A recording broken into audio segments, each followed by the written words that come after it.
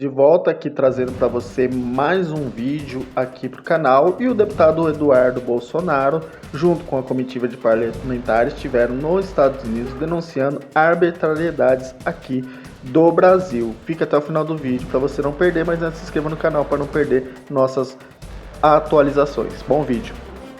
Bolsonaro, a member of the Chamber of Deputies of Brazil, for any comments that he might have.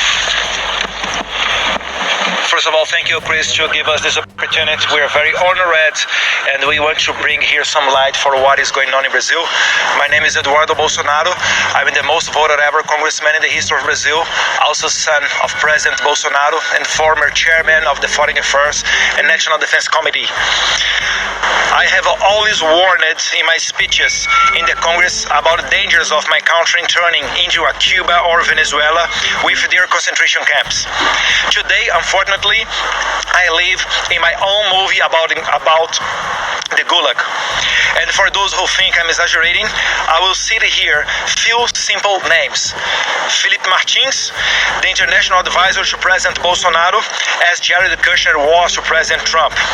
A brilliant young man in his 30s with a promising future, imprisoned by an exception tribunal, accused of a coup d'etat never attempted or planned, and without the hope of minimally fair treatment, as due process and broad defense no longer exists in Brazil.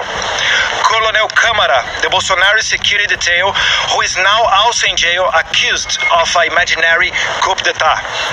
And like them, veterinarians, gospel singers, sign language interpreters, comedians as Bismarck Fugas, and even a homeless and a person diagnosed with a high degree of autism, all of them imprisoned, accused of a coup d'etat. It's very clear that all this oppression and cruelty is just a step towards the ultimate goal, to imprison my father, the president who dared to put the interests of Brazilians first. My father is now persecuted and slandered in the most various ways.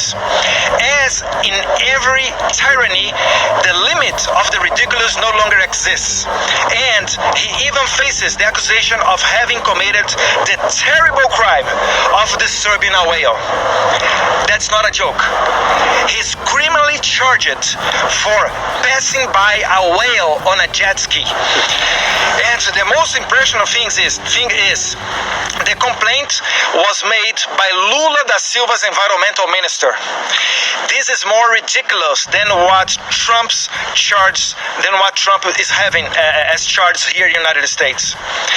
My father is also accused of attempting a coup d'etat when he was no longer president. The judiciary, appointed by the Communist Party in power, want us to believe that my father waited to leave power, and when he no longer had the armed forces under his command, attempted a coup d'etat with elderly and unarmed women, all of these thousands of kilometers away from Brazil, when my father was in vacations in the United States. Going to the end, they want us to believe, Mr. Chris Smith, that women, elderly ladies, and all kinds of ordinary citizens, unarmed, are a danger to the rule of law. And those violating the rights and fundamental guarantees are the saviors. Ladies and gentlemen, these stories are not something that someone told me. We are living this right now, and with not even a single word from Biden administration, State Department, or any governmental authority from the homeland of democracy, the United States of America.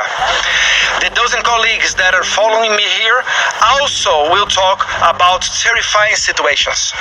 Brazil, unfortunately, is not a democracy anymore. Thank you.